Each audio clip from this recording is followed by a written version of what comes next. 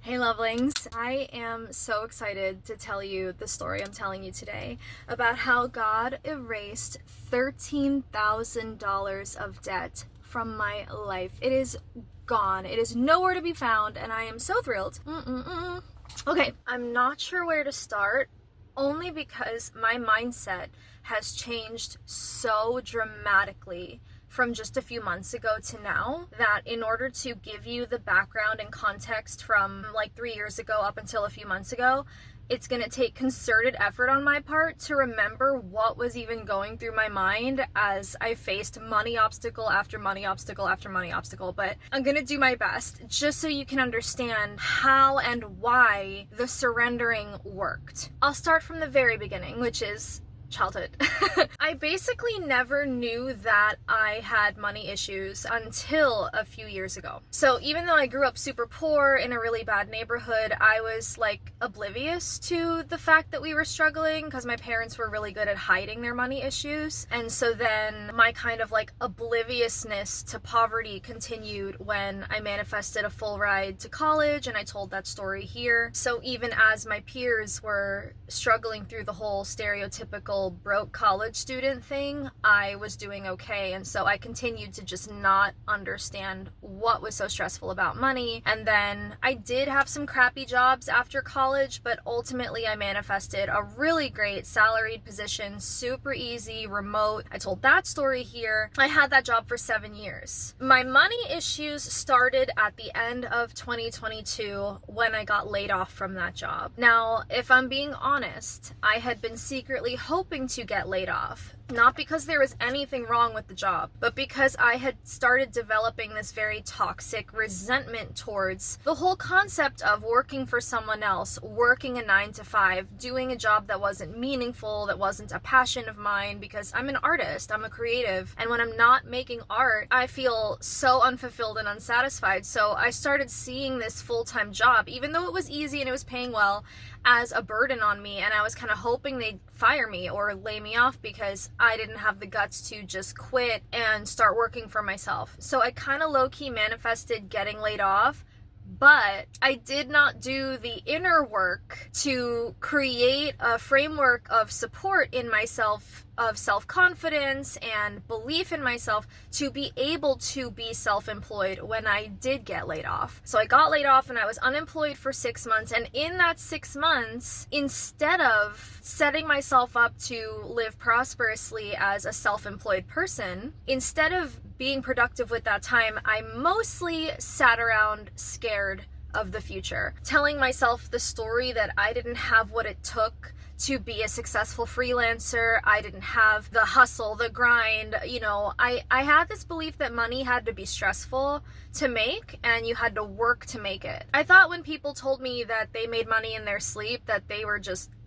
lying. There's no way, right? So in that 6 months of unemployment, and you don't make much from unemployment, I was mostly living on my credit cards and racking up some debt. I should also mention, and I do have some shame around this detail, but the circumstances are changing because I said so. So I'm just going to tell you the truth about my life for the past few years. I live in a home with my family, my parents and my brother.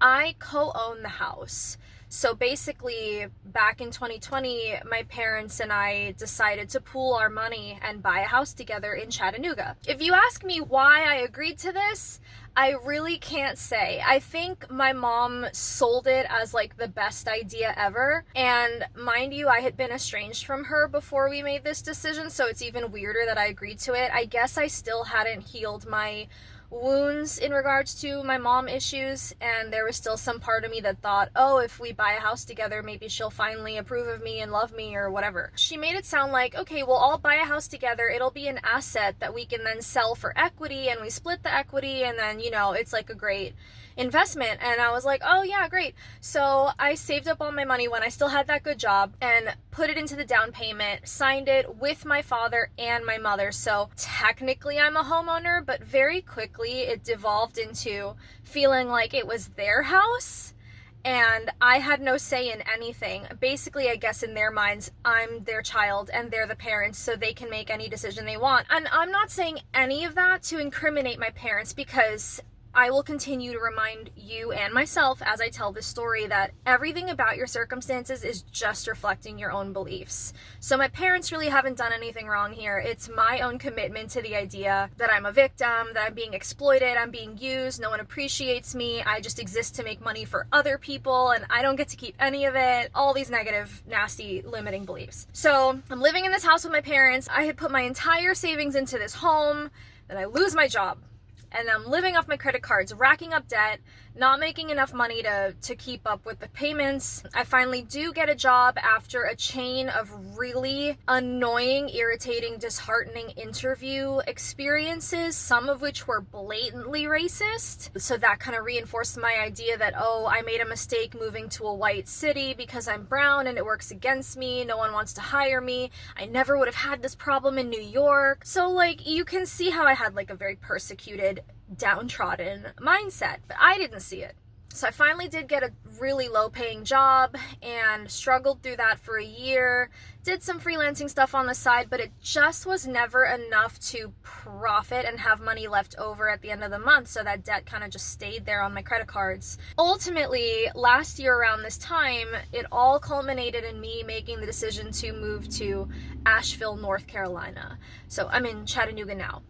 And I was in Chattanooga. So I'm back to Chattanooga. We'll get to that. I had gotten to this point actually where I had this very dramatic, very highly spiritualized narrative going on of my mother being a vampire who was using me to get a house that she could just do whatever she wanted with, and I was just an accessory for her to get what she wanted at my expense. So now I couldn't move on and have property of my own because of the debt to income ratio I took on in order to buy this house, and now she gets to benefit from my financial hostage situation. And at every angle, my life was reflecting back to me this commitment to a belief that I was a victim of money, I was a victim of property, I was a victim of the whole concept of possession, of owning anything, having anything in the material world. I hated the material world, I wanted to renounce it, and I just felt so exploited and used and drained and vampirized. So I decided to move to Asheville, North Carolina. I estranged myself from my mother in the process, and I tried to get out of this house through a legal process that would allow my parents to refinance the house and then take it on only in their names and just set me free from the house. 120 days later, after we tried to do that whole paperwork thing, we found out that the bank was like, no, you can't leave this mortgage arrangement. It's still in your name. I just felt trapped. I felt like a prisoner of money. And so then when I moved to Asheville, thinking I was going to manipulate my outer circumstances and change my life sort of by force, all my same problems followed me to Asheville. So I was having trouble finding a job. I was experiencing actual racism during job interviews, like being asked what my ethnicity was, being laughed at when I would say what it was, and like, ridiculous. And yet I continued to tell myself that I had nothing to do with it, right? I was just a victim and my circumstances were so unfair. So until I found housing, I continued to live on my credit cards, and then finally got housing and finally got a full-time job. But then I still couldn't keep up with all my living expenses. And I was just so miserable. I was so tired, like tired in my soul from working so hard and having nothing to show for it, and having all of my beliefs confirmed, like, oh, here I am working a 9-to-5 again because no one appreciates my art or what. I don't know. Like I said, I don't really remember what my mindset was because I have changed so much in such a short time, but generally I was miserable. That much I can say. I remember feeling internally like a whirlwind, an emotional whirlwind. And I'm not saying that that manifested as Hurricane Helene, but it is a very interesting coincidence that I ended up being affected by Hurricane Helene. I wrote about that here. I'll link it in the description. I didn't directly lose anything in Hurricane Helene, but my mountain community did become unlivable. My car got stranded on the mountaintop, and I did witness somebody die in front of us. It was so stressful. I do not need to rehash those details now. Just basically all you need to know is it felt like a crisis when I was going through it, and I made the rush decision to move back to the family home in Chattanooga. I put my differences with my mother aside and, decided, okay, I don't need to be estranged from her. I just need somewhere stable to live while I sort out my life, right? Also, my job in Asheville got completely flooded, and they had nothing they could give me to do remotely, so they had to let me go. Oh, one detail I should mention, this is very important, is that after the disaster, I didn't get any aid. I didn't get unemployment from my employer. I didn't get FEMA assistance, and I didn't get North Carolina disaster unemployment insurance or whatever it's called. Nothing. No aid whatsoever. So on top of losing my job, I had no cushion, no help, no support, which just obviously further cemented in my mind that I was a victim and that no one was willing to help me ever. I was all alone in the universe, right?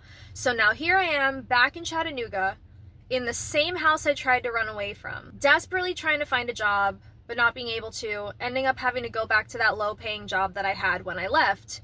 So it was like the worst deja vu ever, where all of the same exact elements of my life I had tried to run away from, I found myself dead in the center of again. And it was like the sickest cosmic prank on me. So even though I had maxed out my credit cards at this point, they continued to accrue interest rates and late payment fees because I wasn't able to make any payments. I didn't have a job now. So I'm getting called every day by all three of my credit card companies. I was really anxious. And so this debt, which started off as $13,000 of debt I accrued, but then turned into $15,000 of debt from all those late fees and stuff, that became like a pit in the middle of my whole being. It's like my life revolved around this debt. And if you've ever been in debt, I think you might know what I'm describing. It feels like this debt controls your life. Like you can't make decisions because of it, because of a bad credit score. You can't just move anywhere. They're going to check your credit. You can't just buy whatever you need. Poverty can become like an identity that controls all your decisions and shapes your whole sense of self. And that's where I found myself for the first time in my life. I was scared. I was so stressed. I felt hopeless and powerless, and it was my personal rock bottom. And some of you might think $15,000 of debt is not a lot. I know there are plenty of people out there with way more debt. But relative to my own life experiences, this was the worst financial situation I'd ever been in, and I could not see a way out of it except to pray to God. We could split hairs about whether this was a manifestation or a prayer, but I just decided to give it to God. Then I said, you know what, God? You said all I have to do is ask and I will receive. So I'm asking you to please erase my debt. I don't know how, but it's yours now. I'm giving it to you. I'm laying it at your feet. I made some of the worst decisions financially I've ever made in my life, and I promise to never make them again, but please just forgive this debt. Now, here's something really interesting to note.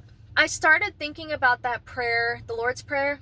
The original translation is, forgive us our debts as we forgive those indebted to us. So the modern version is usually taught as forgive us our transgressions, but I think it's so interesting that originally it was interpreted as debt.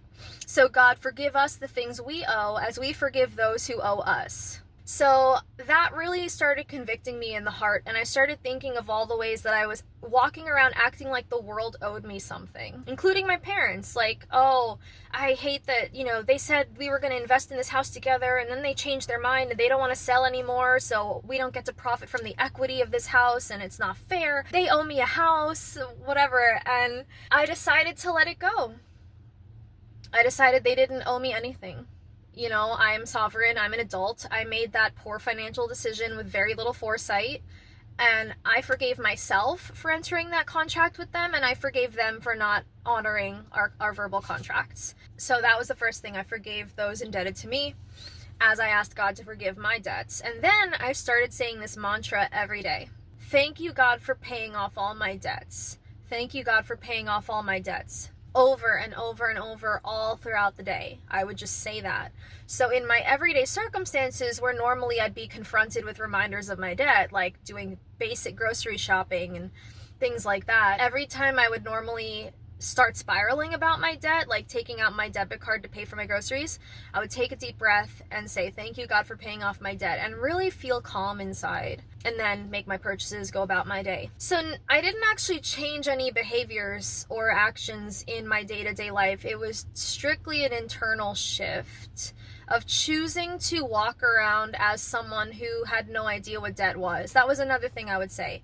I don't remember what it's like to have debt. I forget what it's like to have debt. I've never experienced having debt. So as I said in this video, there are some things that may happen in your outer world that signify that your manifestation is a done deal. You've got it. It is finished. Relax and let it come to you. One of those signs is your social media algorithm will change. The reason your algorithm changes is because when you've genuinely shifted inside, you subconsciously start paying more attention to content that aligns with that new belief, that aligns with that desired reality. So because your algorithm is always watching how long you watch things, if you spend more time focusing on positive things than negative things, it's going to show you more positive things. It's actually pretty simple. So my algorithm started inexplicably showing me content about financial legal loopholes. Before I go any further with this video, let me make myself abundantly clear.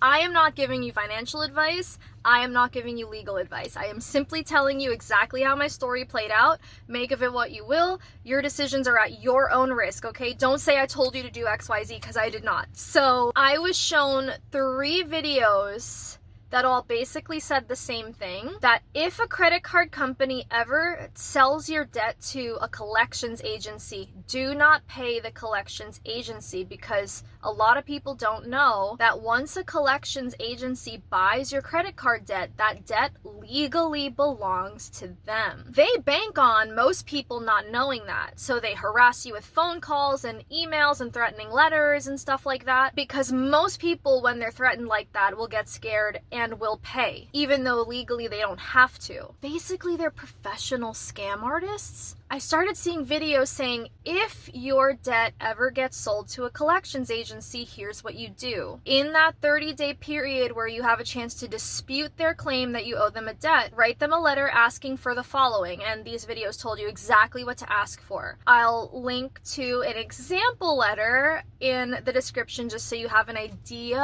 of what I'm talking about, but again, I am not giving you legal advice, okay? Okay. Something told me to save these videos. It was like God himself sent these videos to me and was like, keep this in mind, okay? Fast forward a little bit, maybe like another month later, I had a dream where I was praying to God, frustrated about my money situation, and then God very firmly spoke to me and said, you don't have money because you won't let me give you money. And then I woke up and I was like, is that true? Am I not letting God give me money? And then I thought about it and it was like, yeah. Yeah, I'm not. I had come to really hate money. Like, people who have money are greedy, employers are exploitative, everyone who has money is bad and wrong, and I am innocent because I don't have money, and everyone keeps trying to get money out of me when I don't have any, and that's because I'm good and they're bad. And so, for the first time in my life, I decided to, like, drop all those beliefs about money, and I was like, okay, God, I will let you give me money. And I kid you not, a few hours later, I was offered a contract to produce the vocals on somebody's album, and he was paying me top dollar to do it. I've been doing that ever since, by the way, and it is good money. He's a good man. It's excellent to work with him. That came out of nowhere. I didn't have to advertise any services or take any inspired action. Like, he came to me. And then the North Carolina disaster unemployment thing came through. So suddenly I had $1,300 in my account that I thought I would never get. And then I got my tax return. So between those two things, I was able to pay off one of my credit cards. So that one was gone. So now there was a second credit card, which I had not been able to pay for 6 months. And because I was at my 6th month of no payment, they were threatening to sell it to a collections agency. And then they actually did it. So this was my moment to shine. I pulled up those videos I had saved about what to do if you ever get contacted by a collections agency. When I got that first letter in the mail saying, you know, this is so-and-so collections agency, this is this debt from Barclays, you owe us this much. So oh my gosh, the way I drafted that letter was so much confidence, so much gusto, all the legalese, all of that. I sent it certified mail so that they could never claim that I didn't send it to them and didn't dispute the debt. So they were calling me every day, calling me every day, calling me every day. I sent that certified letter, and like 3 days after I did that, they stopped calling me. Then fast forward like another month, I get an email from Credit Karma saying there's been a change to my credit report, and I looked and that debt had been removed from my credit report. So just as I requested in my letter, they stopped reporting it to the credit bureaus, meaning it is no longer my debt, it is theirs. Just like that, $10,000 of debt disappeared. And it's really because that information about what to do legally, if you ever find yourself in that situation, kind of found me by fluke, right? I didn't go looking for it. It found me because I really shifted on the inside. That was $3,000 on the first credit card, $10,000 on the second credit card. So both of those are just gone through no effort of my own, okay? I didn't have to work harder to pay it off or whatever, which leads me to the third credit card. So I have one more credit card with $1,800 on it. So I recently got a job.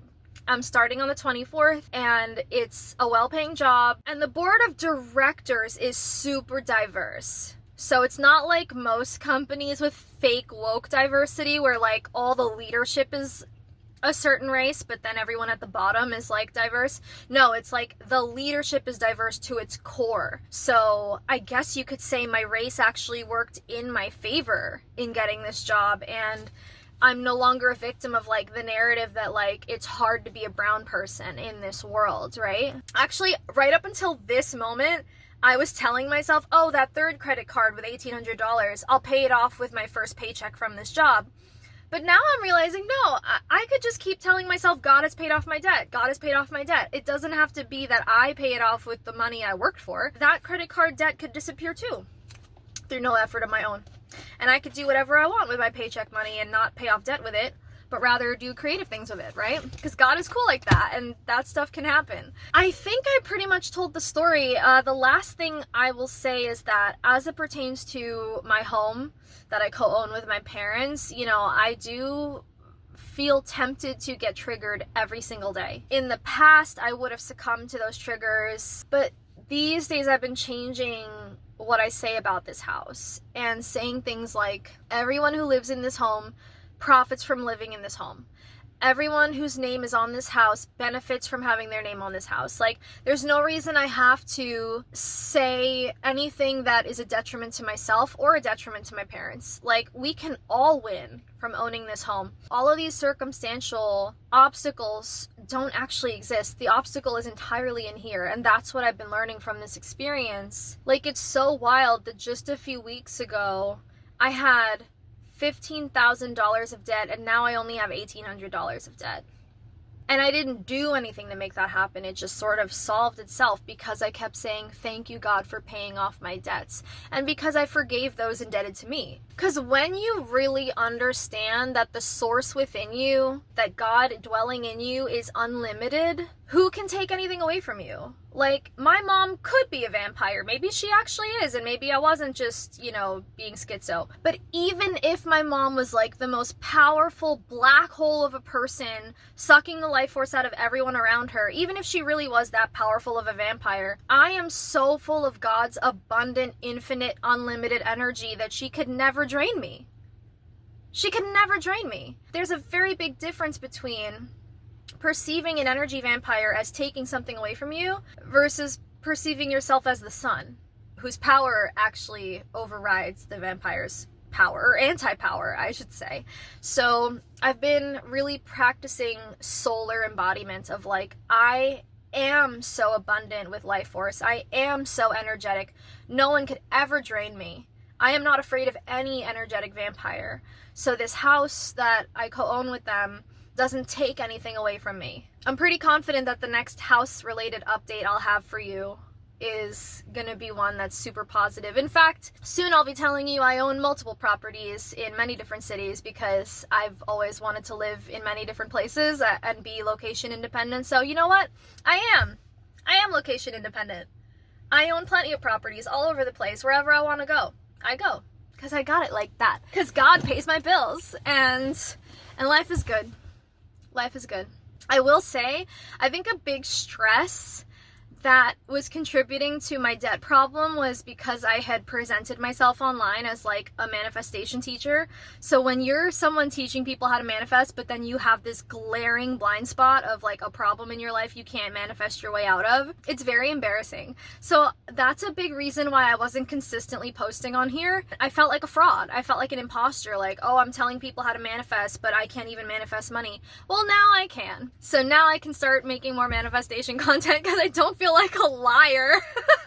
I love you. Thank you for listening to my story. If you have any sort of debt that you're worried about, let me be very clear. You could do the things I did that I just described in this video and copy my process and take the same actions, but it may not necessarily work out the same way for you because really what needs to change is your own inner state. You have to really start feeling like someone who doesn't have debt, you know? So whenever you think of debt, you really got to pay attention to where it is in your body and address it there. So when I was in debt, I remember every time debt would cross my mind, I would feel a constriction in my chest. I would feel a constriction in my stomach.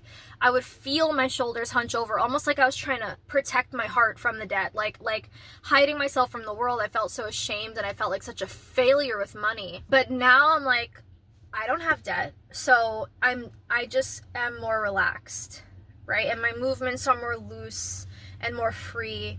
And so it really is about the somatic embodiment of your beliefs. So I would say don't just do what I did in terms of like actions in the physical world. Actually go within and feel your way into the desired reality of having no debt anymore. Because you don't have any debt. Why do you even watch this video? Love you, lovelings. Bye.